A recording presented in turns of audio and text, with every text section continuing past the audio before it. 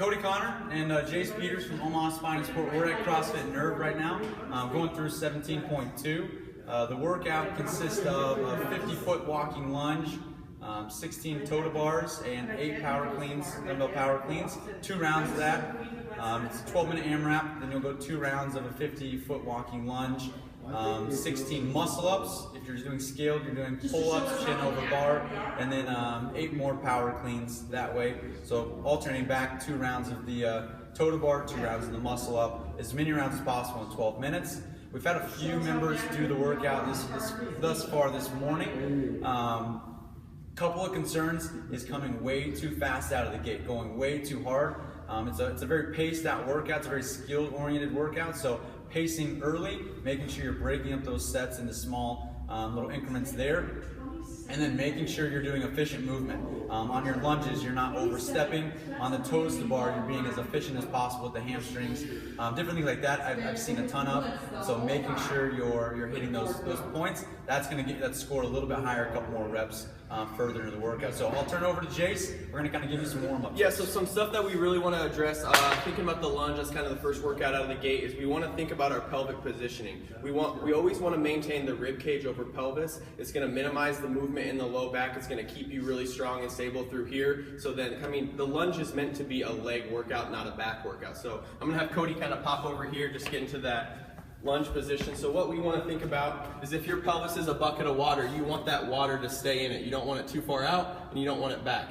What Cody was talking about with the lunge is this, if you step too far forward, especially when you have the dumbbells in this front rack position, is you're going to start to overextend. The farther you step, the more you have to reach and kind of go into this extension pattern. So what we want to do is find a good step that you can be able to keep your rib cage stacked over your pelvis. So we'll start here. This is a good position for Cody, and then we can kind of just come in and stretch the front of that hip and back. So it's kind of your classic couch stretch. If you want to progress it up to here, put it on a bench or a box and kind of feel the pull on the front of the hip. Good. So we're going to kind of work through that 10 to 15 reps each side. We're going to add movement, control. Make sure as we come forward, we're still able to keep the abdomen tight, breathe into our bellies, rib cage over pelvis. That should never change. This should kind of stay pretty silent, pretty active, but we're not moving either way. Okay? Another thing is I would just practice like kind of holding a lighter dumbbell in that position and kind of figure out where you need to step to keep your rib cage over your pelvis. So if you come up, let's come all the way up, and then just kind of feel a step, just do a step. Perfect, right? So he does a good job of maintaining rib cage over pelvis. He's not getting a lot of movement through here, and then he can kind of step through eventually on the workout, okay?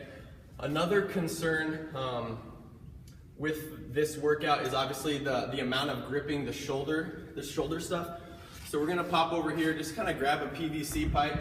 What I'll have Cody do, especially if you're gonna get to the muscle ups, is you're gonna go into a lot of shoulder extension. You're gonna kind of stress that. So we just want Cody to go all the way back, palms forward, other way, palms forward. Turn this way so they can kind of see this go. There you go, perfect. So he's just gonna kind of lift back, kind of feel that. Yep, perfect. And look at his neck. Notice he's not getting a lot of movement here. This is staying pretty silent. Good. So just go through 10 or 15 of those.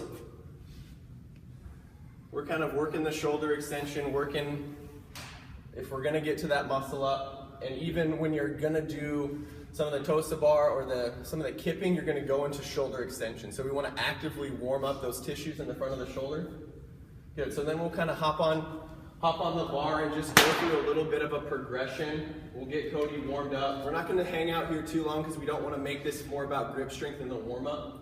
So he's just gonna start with very small movements and then kind of progress it medium to large. Perfect, right?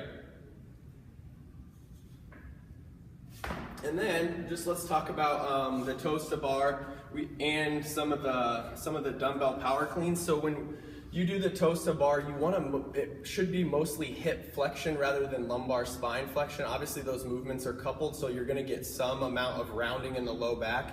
But we're trying to minimize the rounding because, and what I saw in 17.1, I was out here hanging out at CrossFit Nerve, is that I saw when people were doing the dumbbell snatches, they got kind of lazy and it ended up just being this, okay?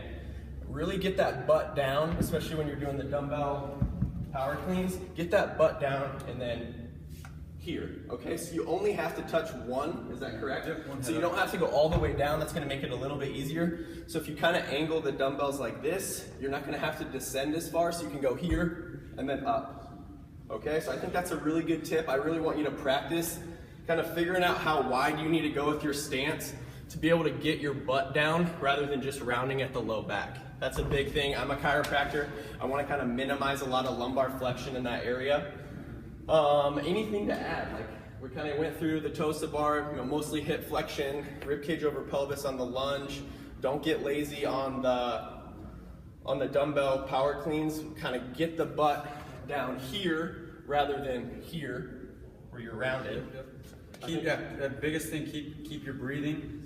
Make sure you're just pacing out the workout, keeping the sets small. That's going to keep your movement as efficient as possible, as safe as possible, to where you're able to get, again, more and more reps. Yeah, so good luck to everybody performing the Open 17.2. We're coming live from CrossFit Nerve Saturday Showdown. So come out. If you're not working out, come support the athletes. And if you are working out, then good luck. Yep. Hey, awesome.